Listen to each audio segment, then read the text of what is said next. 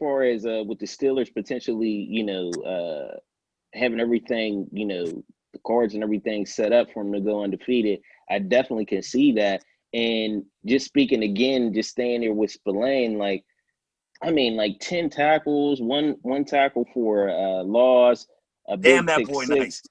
Yeah, I mean, he got a big stoppage on a 3rd and 5 in the third quarter of the game. I mean, he just really put on a big performance. I think with the addition of Williamson, coming on board, I really think that they really have the talent and the depth to, secure that position and to, make a run, come up here. So I definitely agree with you guys. I definitely agree with you guys. You know what he's playing like? Hmm? Like he's trying to earn a starting position. That's Yes. what that man is playing Yes. like. He got Yes. his chance, which he would have never, let me keep it 100, never got with Devin Bush in there. Never. Yes. Would have Yes. never got that chance. Never. And So, I you mean, know what, Chris, you actually said it because like I actually heard rumors. I'm not sure if you guys actually heard that or actually heard this, that Vince Williams, potentially maybe he may not be back next season, and he's been pretty much like balling out of this world. Like he delivered a few blows this past game and made we just a few big plays this past game also. So to see Spillane actually coming in and actually playing as well as he's actually playing, picked up that's making me feel, very confident that if it is a situation where, Vince Williams does, go in a different direction next season, Spillane may be able to come in and fulfill that role. But then also, just that additional depth, it's a we just next picked up what's man his up name? league. Well, who we just pick up? Averill Uh, Williamson. yeah, There it is. Adrian Williamson. And I forgot. I mean, I couldn't remember his name. But he was nice. I was just looking up his shit the other day on his game highlights. He's Yeah. nice. So that's the only thing that questioned me. Like, Spillane's killing it. Everything else, who was you bringing him in for? Yes. So you saying that right there makes me think that they knew that he ain't coming back, so they had to train somebody. But then at the same time, if you're doing that, you mean, what are you not counting on Devin Bush coming back? Because Williams leaves, Bush will be back. You have a full set back there with Spillane and Bush. Oh Yeah. boy, But that's the you back know level. what, Chris? I believe we actually only had to give up what was it, a 5th round or a 7th round pick? 5th round. I think It was a fifth. 5th round. Yeah. A 5th, and they're supposed to be giving us him and a 7th back, though, right?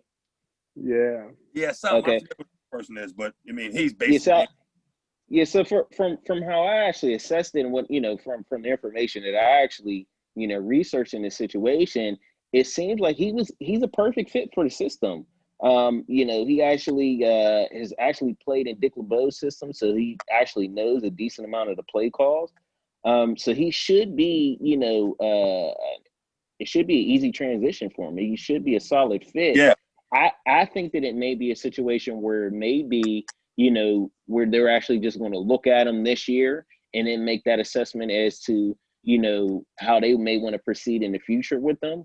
Or it could potentially just be a one and done situation because we're so early in this season, and that's still leaving, Bush time to, come back and recuperate, from that injury that he's actually dealing with. So, there's different directions they could actually go into, but he seems like, he has the talent and everything's there. I don't know if it's just the Jets are just having some issues with some of the players that they're actually drafting, but hopefully they need the newer picks. Like, they need the new. What they have right now is not working. So a 5th round draft pick to them, that's a new prospect. That's somebody they can get that actually might work. So to them, that's why they wanted that. You know what I mean? And to us, I mean, like, we have a team of all-stars, bro. Like, we were having an issue of trying to pay all these people what they want, let alone having to pick new guys up. You know what I mean? Yeah. So I don't think the Steelers are really worried about pickups next year. Like, draft picks, yeah, they'll keep like a 1 or 2 there because you're going to still need them. But I could see them trading a lot more if they can, bro. I mean, honestly, when you have everything you need already, we're top of the line of everything. You really ain't got to look for nothing next year unless you're going to lose some players. Yeah, and a decent amount of players actually, had the opportunity to be re-signed, and outside of some of the ones that we actually know that potentially may not be here. the core group, they're signed. They're And they're going to be here for a few more seasons. oh yeah, and then let me keep it 100 with you. Who's leaving a Super Bowl winning team? Yeah, that's it. Let me just keep it That's 100. We win the Super Bowl, none of them are going to leave because they know we're going to do it again next year, bro. Like, this team is that nice, bro. Like, we literally, and like he said, I don't think we peaked yet. Like Jim said, I don't think we peaked yet. I literally don't think we peaked yet at all. We're still getting used to each other. You got to remember, this is their first time together. No preseason, half training, half-ass everything. So these dudes are just getting used to each other. As much as I say, because they played a couple games together, but anyone's played sports, no, you don't really know nobody a couple games. You know what I mean? Different situations happen. So, they're still just getting used to each other, bro. Like, next year, they're going to be even better. So that's going to have a lot to do with who leaves, too. And right now, everybody wants to get traded to us because we're killing it. So right now, it's our chance to steal what we can steal while we can take it. You know what I mean? Like, basically, this is what the Patriots do every year. We are the Patriots right now. This is what the Patriots do every year. Everybody's trying to sign to them. I don't give a fuck they lose money. They're like, oh, boom, we're there. They'll take a little money cost because they know they're a winning team. Right now, which I we're the best. I heard something extremely funny about them too, with their salary cap situation, where I think Belichick says something like, "We spun everything, and we only had $1 million to give Cam Newton, and what the hell can you do?" And I'm like, I thought that was hilariously funny. But just to stay there with defensively, us not reaching or peak. There's been different things that we've actually ran into defensively that I believe, has been a little bit of a setback as well. That, with reflecting back on, this streak that we're on right now, referees, pertaining to how they're actually calling the game. It looked like we got the pick six. We turned right around. We were about to get a big 3-and-out, and boom, they called personal foul on Cam Hayward. It looks like that was actually kind of tick-tacky as well, because Lamar Jackson, he was standing right there on the sideline, and he was still in the field of play when Cam actually, initiated contact with him. So that was one of the things that I actually noticed, throughout this run on the defense, where it kind of is a situation where I feel like we actually are clicking a little bit more. We're dealing with a lot of, penalties that are being called that aren't going in our direction. What's everyone's thoughts, pertaining to that there? I'm going to start with you, Jim. Mika Fitzpatrick had Lamar Jackson. Cam had no business hitting him. That momentum made Lamar Jackson go pretty far, and Mika landed on top of him, and the referees, I believe, called it on Mika, but it should have been called on Cam. But just to go back to Spillane, the most impressive thing I've seen him do, and I've been impressed with him from day one, he ran down the receiver, Willie Snead, from behind, and nobody's talking about it. This guy got football speed. He got instinct. And it really reminded me, and like Chris made a great point, you don't know when you're going to get an opportunity. You may never get an opportunity. If Devin Bush doesn't get hurt, he probably never gets an opportunity to play other than special teams. But it reminded me of, I believe, 2006 when Clark Haggans broke his hand. And he was going to be out for a few games. Joey Porter against Cleveland. Joey Porter gets in a fight in the pregame warm-up. They promote James Harrison because they didn't have nobody else to play. He gets 3 sacks, and the rest is history. This is a guy that's been cut by 3 or 4 teams, had to play in NFL Europe. And still was getting cut. And they thought he was too short and too this and too that, and his arms was too short. But hey, what I look at championship teams is strong down the middle. Tyson Alalou is an outstanding player, but he really is not a nose guard. Bugs is horrible in the middle. I keep hearing in the street that Vince Williams and Spillane can't cover the pass.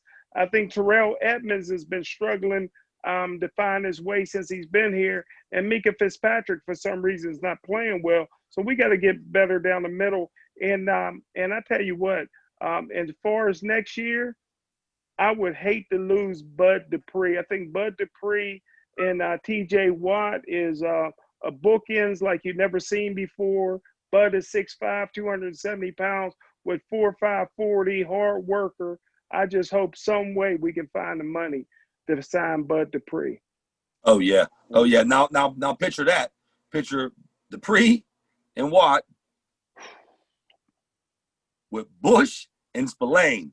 You see what I'm saying? You see where I'm building to? Yeah. Bro, I dare you to come near that middle of the ball. Right.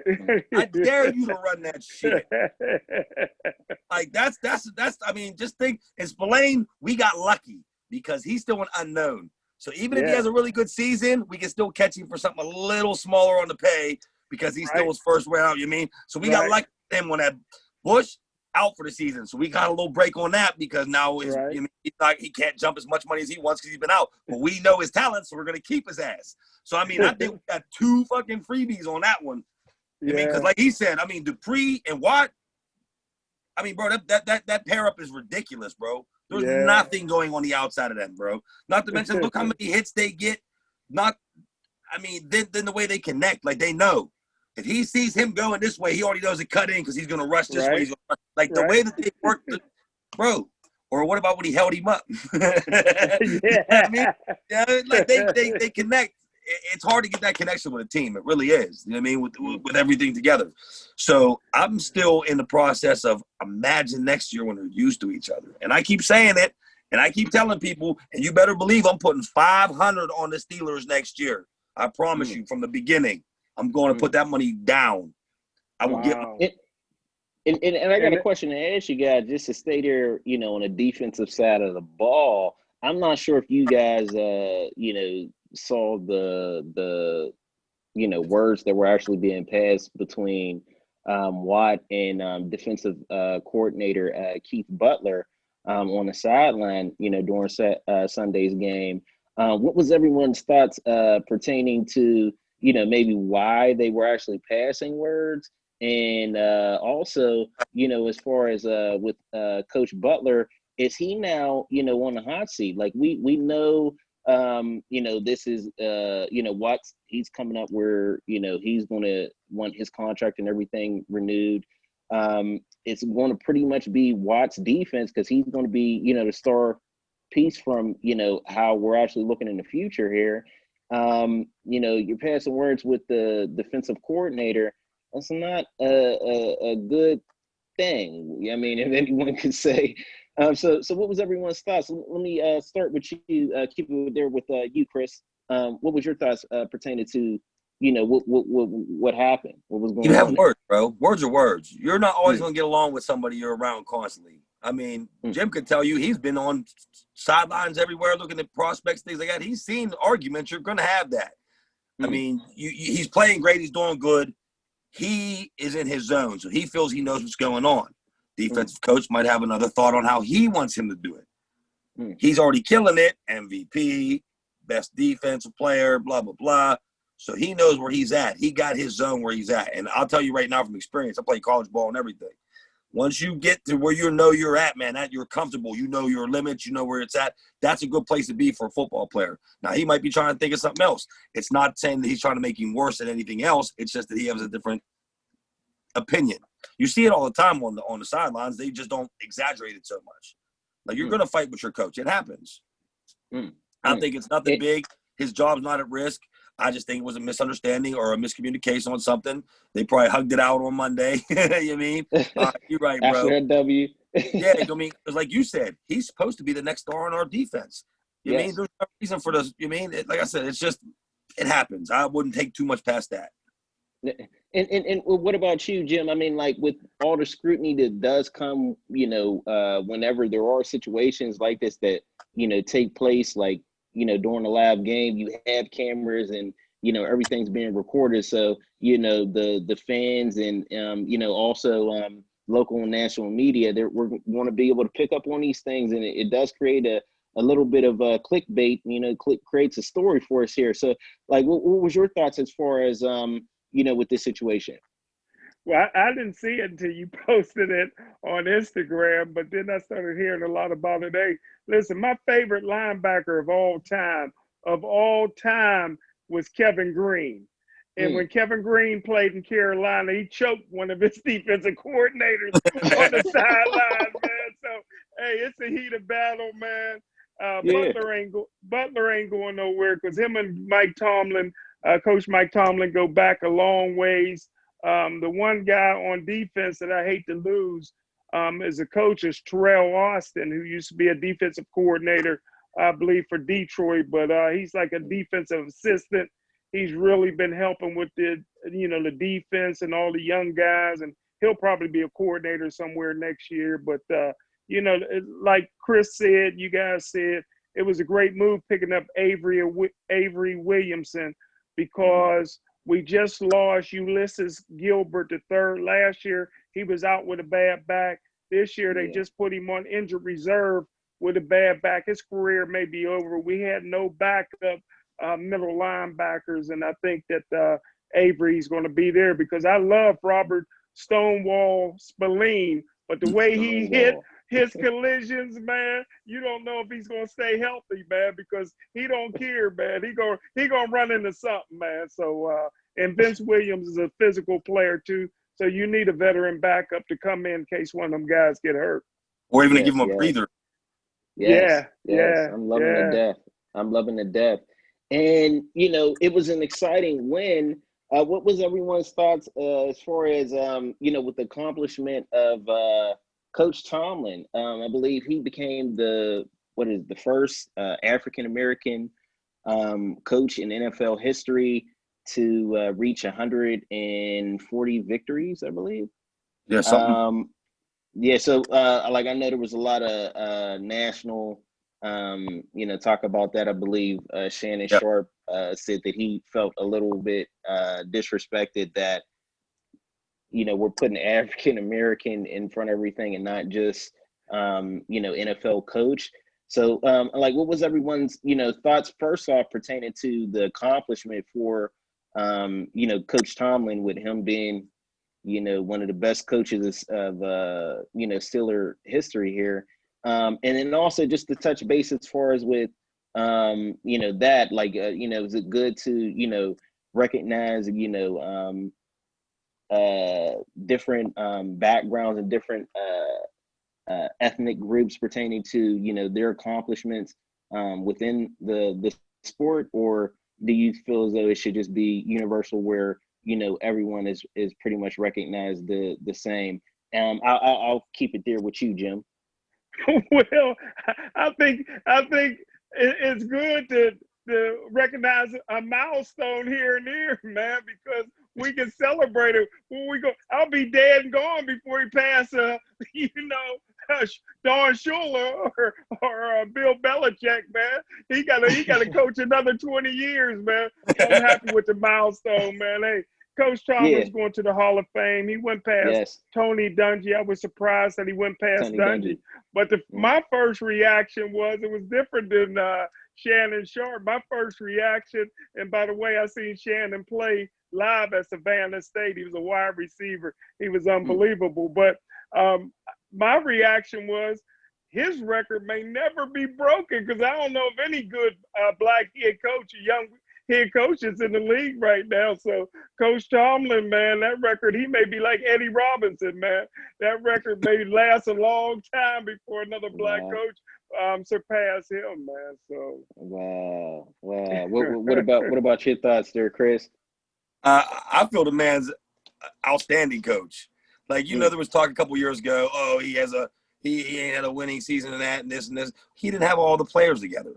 Like, these dudes think that because it's an NFL player that they're automatically can come together and run and do. It doesn't work like that. As a coach, you still have to coach these guys. You got to get used to them. You got to know what it was. So when all that bullshit, I had a lot of hate because I'm like, fuck that. This dude's staying.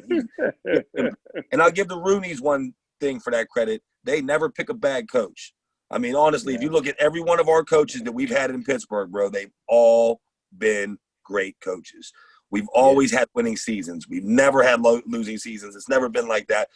So I had no doubt in Tomlin from the gate. He's an amazing coach, the way he puts things together. He kind of gets rid of the showboaters too. He likes to get rid of that shit. He likes everybody to keep it humble. He likes that. And I like that he likes to do that. You know what I mean? Because everybody can stay showboating, but at a humble level type deal. You know what I mean? Like, he don't want anybody to try to outshine everybody else. This is a team. That's what it was. He always speaks of teams, and that's what he is. For his award, I mean, why wouldn't they? I mean, why would you get mad about that? Like, I mean, it's not like black coaches have been in here as long as white coaches. It's not like so when you're bringing a new element in, you have to add a new assignment for it. You know what I mean? You can't add somebody. You can't let this dude run, and then bring this guy in and be like, "Oh, same thing." No, it's not that guy. Don't work like that. You know what I mean? Yeah. So he's listed in the top of the great black coaches that's been in this league. You know what I mean? And like he said, Tony Dungy, I honestly didn't think that shit was going to get beaten either. I ain't gonna lie. But Tomlin came in, and he's been killing it. And the crazy part is Tomlin's not going anywhere anytime soon, my man. I mean, Pittsburgh know that. We know that. He's not going nowhere. He's going to be here for a long time. He got a lot of coaching left in him, my man. Look how long Bill went for, bro. Cowher went for how long running? You know what I mean? Tomlin's only been here for what? You know what I mean? Think about that shit. He got another couple years to him, bro. So this is going to be a hard record to beat when he's done with it. If he already beat Dungy now, imagine where it's going to be at when he stops. Yeah. Because I'm not sure how long he will want to coach. Because how long has he been coaching? It's been 15 seasons now, or how long do you know, Jim? How long he's been? I think 14. Was it something like that. Yeah. Or so 14. So I would say I would probably at least give him at least another 5. Oh, I'd probably give more than that. Yeah, definitely. So, but it would definitely be exciting to see, if we can, for the first time in franchise history, continue to streak and go undefeated. Like, I'm starting to like that ring of Florida, which you said Miami. I know that the Super Bowl's in Tampa this season. I'm liking that Florida ring, man. Now, do you think Tampa Bay will play a home game for the Super Bowl? You know what? There hasn't been a team in history, but anything can happen. My pick, and I'm still going to just stay with them, is going to be the Seahawks. Because I think Russell Wilson, I think he just, it's so tight throughout the whole league that it's kind of a toss-up where it's like all of the playoff teams, if you get in there, you're going to have an opportunity. It's just like even with the Dallas Cowboys and the Eagles, they're probably one of the two terriblest teams in the league right now. But if you're talking about playoff football, they can dime something up and maybe walk out of there with a win, and live to fight another day. I've seen it happen, man. You Jim, we lost the AFC Championship in '94 to the San Diego Chargers. And I'm scratching my head because, like you said, I was a huge Greg Lloyd and Kevin Green fan, and then you had Rod Woodson there in the backfield. I'm like, man, we're loaded. And they went out there and laid a dub to Stan Humphries. I'm like, oh, okay, so anything can happen. But I just think it's Russell Wilson's year, especially when they got Jamal Adams. I think that was the impact player that they're going to need, coming on later in the season. So that's actually my pick. But I mean, it's a toss up, man. I'm liking Arizona. That's another sleeper team that I'm thinking that could potentially go. But Tampa, I mean, when you just, I mean, they're stacked, man. They're stacked. I mean, with them signing Antonio, and I think he has something to prove this season, just like Ben has. So you'll see the results. And him and Brady, they have this special relationship. What was it? I think he was on a talk show a while back, and he said that him playing with Brady was like his favorite player to play with, and I'm like, you only were with this guy for one game. Like, I'm watching the highlights now of like all the special things that you did with Big Ben here in Pittsburgh, and I'm like, man, that was just like a bad relationship. Like it still hurts to this day, Jim. It still hurts. I'm Chris sorry, I will was over tell there you, man. Googling all that. I was over there Googling all the coach thing. Cowher went for 15 seasons. That was it. 15, and then he caught it. Okay. Yep.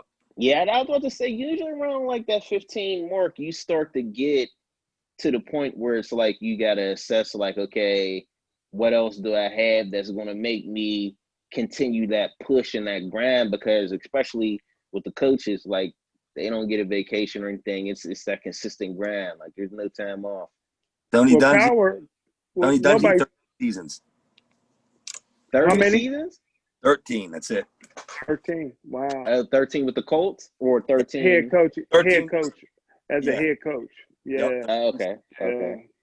Yeah. Yeah. So I mean, only time will tell. I mean, like if the Steelers win a Super Bowl and they go out undefeated, maybe Mike Tomlin might be like, "Hey, that's it. I've done my job." Like that's a big statement to do. Go undefeated, like, bro. He knows. He's always been a skill of talent. Jim, as a man that looks for talent, can tell you Tomlin sees talent, bro. Yeah. When has he ever let an all-star leave? Besides ones that had issues with themselves, like little personal problems that he didn't want around the team, when have you ever known him to lose an all-star? The only one I could say that we lost was Bell, that he didn't want to lose, but it was over money issues that he could not control. Besides that, we always have a nice setup. He always sees the talent, man. It could be his talent. It could be Jim's. Could be a whole school of Jim's for him that, knows what's going on. But he's good with talent, man. He knows next year they're going to repeat this shit, bro. I agree with Chris.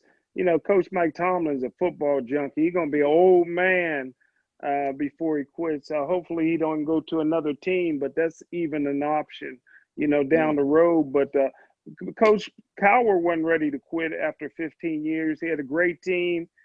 Coach Cowher is a football junkie, but what happened, he met his wife in college, and his wife ended up having a terminal illness. Nobody knew about it, but Coach Cowher knew, and he stepped away because he had all daughters. He had 3 daughters. I forgot about that. He stepped away to spend that last year with his wife, and after she died, Coach Tomlin stepped in there and, it was over. But he would have, if it wasn't for his wife getting sick, he would have stayed with the Steelers. Because after she passes, when he started working for, what was that? CBS. Yeah, CBS. After she passes, when he got back into it and went. I think he was working for CBS like during that whole stint as well. Like I think when she passed, like it was just like kind of like he knew and he just didn't say anything, but he was still like business as usual. Like I remember that. I was actually surprised. Yeah, he came in after. He had some time off for a minute there. He didn't do nothing for a while. Oh, he did take. Oh, okay. Yeah, he disappeared for a while because you didn't hear from him or nothing like that. And I was actually wondering too. And then I think he came back right toward the very, right when she was going. Then that's when you start seeing him a little bit more. And then all of a sudden he got that job and came in after that, I think. Yeah. Okay. Gotcha. Yeah, I completely forgot about that till he said that. You are definitely right, or he definitely would have stayed. Because when I seen 13, I was a little confused too. I was like, why do you only do 13? That whole time I've been over here Googling. I thought it was longer than that, man. Y'all brought something up that I didn't know about. I had to look that shit up. I was like, hold on, I don't know this. Right. I was trying to make sure I was trying to make sure I said it, all right there. Like, there's been so many coaches, but as far as wins and losses, like, it could get in that red green area. So I was just trying to make sure I was giving the correct information here. But what's everyone's thoughts as far as transitioning into week 9 here? We're going to be going against the Dallas Cowboys. What's everyone's keys to victory? I'm gonna start off with you, Jim. Well, one, the key to victory is the owner Jerry Jones, he just recently announced that Ben DiNucci will not be the starting quarterback against the Steelers. Oh.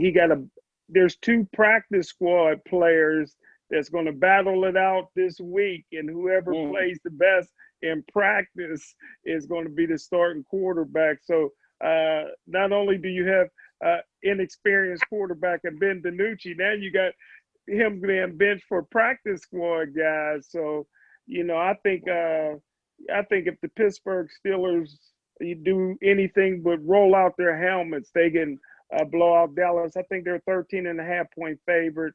Yes. The Dallas Cowboys right now, they've been defensively been in disarray all season. They got talent on defense, but they changed their philosophy from a 3-4 to a 4-3 with a new coach, and they're kind of, it's been mutiny with the team and the coaching staff because of it, man. That was a good way of putting it. That's why I laughed. And so, hey, the one thing, it's easy to have a letdown in the National Football League when you're playing a bum team. But 2 teams in the National Football League, no matter what their record is, teams play their best against. And that's the Dallas Cowboys and the Pittsburgh Steelers. So Pittsburgh going into Dallas, they ain't looking at Dallas as being the worst team in the NFL. They're looking at it being America's team, the Dallas Cowboys. And they will play, and they know it's a national TV game, and they will be playing hard. Yes. No, what about you, Chris? I hate to be the one to say this. I agree with Jim 150%, but I hate to be the one to say this.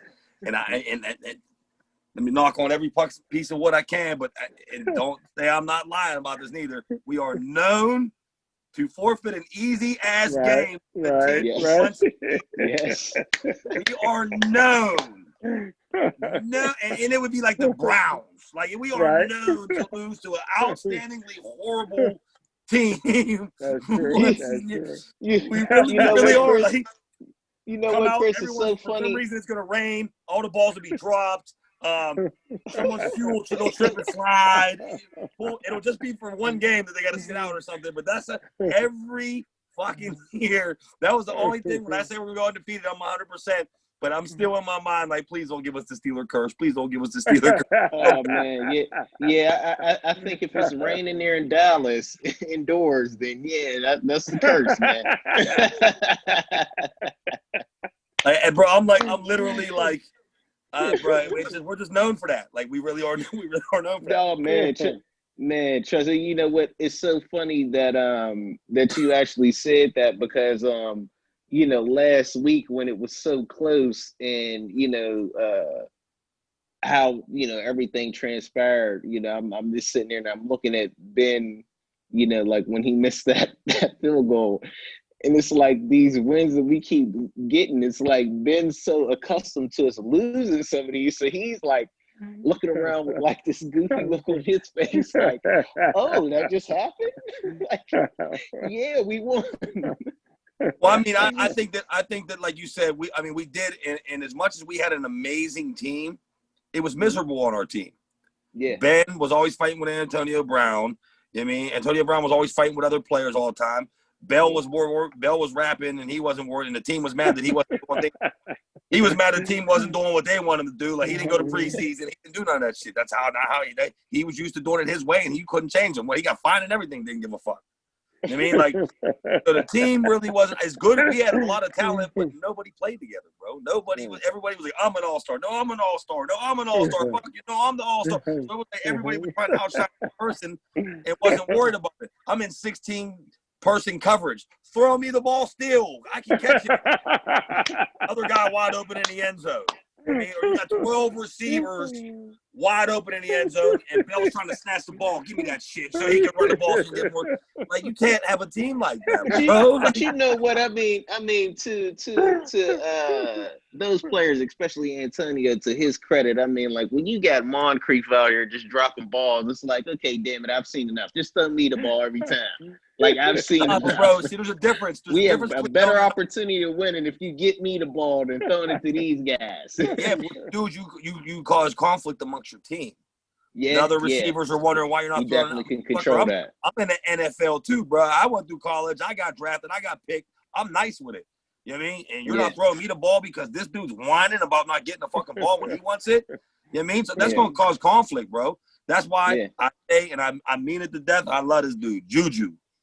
He is one of the motherfucking top receivers to me at all times. He is the fastest learning rookie I've ever seen. Yes. He is yes. still a rookie. And right now, this dude has already learned, already knows, and already has it in his brain that this team comes before anything. Anytime you see them score a touchdown, he's dancing with them. Anytime you see anybody run, he's helping them pick the ball, guy back up. You see him doing everything he can, blocking downfield, doing everything for this team. Even when people were saying shit about him not getting the ball, bro, you ain't mad, you ain't get a ball, Juju can't get a catch, da-da-da-da. He still did his thing, and then what? He come out last game and showed his fucking ass, bro. Oh yeah, yeah, and he's making the catches during the pivotal times that we actually need to move the chains. That's the biggest thing. And his his movement after catch. Remember that though. Nobody. Show me somebody else in the league that does what he does when he gets that. He could be getting tackled and find a way to pull another 5 yards out of that shit. Show me. Tell me. Jim, you do the scouting, bro. You tell me one person in the league that can get past that after him when it catch. I can't think of anybody, bro. He's to me, like he's a underrated. Hill or a what's his name from New Orleans, Thomas. Yeah, but you're talking about him getting open and doing juke moves. I'm talking about you're already hit and you get that many yards after being hit type shit. I'm talking after collision. Oh, I'm not talking you in an open field running round. No, I'm not talking Barry Sanders. I'm talking about you taking that shot and still pulling out of a tackle another 3 to 4 or 5 yards. You know what I mean? Something like that. He does that almost every damn time, bro. Always gets the first down. Always. He's like Hines Ward. Always gets the first down. Great comparison. Great comparison. Yes. And I mean that's two excellent comparisons that you can have for two players on the team. When you say something like that about Juju, and then you turn right around and you're looking at Chase Claypool, and that's Mapletron right over there, and he's balling. He made some big plays, last game, bouncing back after that fumble that he had there in the first quarter. So I'm definitely I'm liking the direction. I'm liking the direction, man. We just got to keep everything up. Bro, our receiver lineup is unheard of. There's nobody in this league that can match us. Receiver for receiver, nobody. No, even some of the greatest teams we talked about, nobody has this. It's crazy that we have these many talented players on our team. We have this many threats, I can say.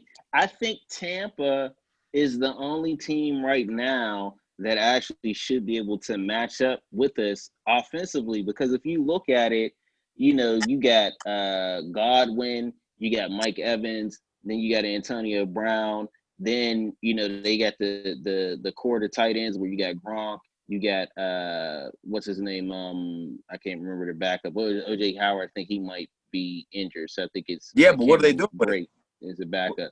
Yeah, so they have some weapons. What are they doing with it? Like as far as with the Steelers, it's a lot of young talent that they actually have where you could just look at it and just tell, like, if this guy didn't have all these pieces around him, he still would be shining. They have a lot of players that had the components of being a number one. Yeah, but our team was put together with rookies. We all came together. Yeah. You know what I mean? Everybody's camera went out. Oh, Jim left. Yeah, he had to jump off at 8. All right. Yeah, but you got to remember they have all the talent. We've had our talent together. I mean, these are all rookies building everything up. Yeah. These dudes, you just put a whole bunch of old ass MVPs together on the team. Like literally, think about it, what they did. Yeah. Antonio Brown, fucking Tom Brady, like everybody, Gronk. Like they took everybody that was supposed to retire. Yeah, they got LeSean and they brought him back like for one more year. Like, it's like a LeBron y'all go on team this now. team. Like they just go play. So to me, it's not. Yeah, to me, they don't have what we have. You mean they have bro? You're talking about a bunch of young rookies, against a bunch of old vets. Yeah. Gronk's not fast. Gronk's not fast like he was. Gronk's not fast like he was no more. Antonio Brown's still nice, but he's not moving like Claypool anymore. You know what I mean? He's not moving like Claypool. He's been out for how long? You know what I mean? He been just training. He ain't been hit. Wait till he takes that Yeah. first shot. He gonna feel that motherfucker.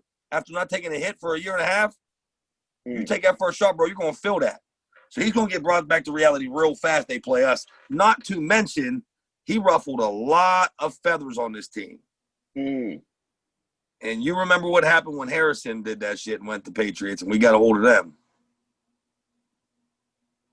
I mean, they're not gonna take it easy on him. Antonio Brown comes across that middle with that little slick shit, they're gonna fucking nail him, bro.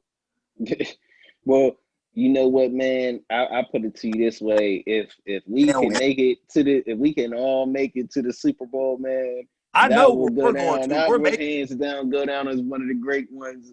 I don't see them making it, bro. You really see Tampa making it? I don't, because just strictly because of the Super Bowl being played there in Tampa. I think that's the component. I like I said, I think it may get into a situation where it may be a shootout or something like that, and you may have somebody like a Russell Wilson or an Aaron Rodgers or someone like that you know I don't think they got it, bro. Happen. I don't think they got it, bro. I really don't think. What is the record? What's the record right now? What's Tampa's record right now? I think they're 6-2. 6-2, yeah, okay, that's what I thought. So they're at the top, but I mean, yeah, like, if you look at it, if you look at the strong teams in the NFC right now, it's them, it's Green Bay, which they just took a devastating L at home to Minnesota last week. Well, they can't, but Green Bay, their D-backs ain't built like that. That's for them. Yeah, but that's what I'm saying. So if you look at it, it's Tampa Bay, Green Bay, New Green Orleans, Bay, I counted them in there, Seattle, and then that's pretty much it. Yeah.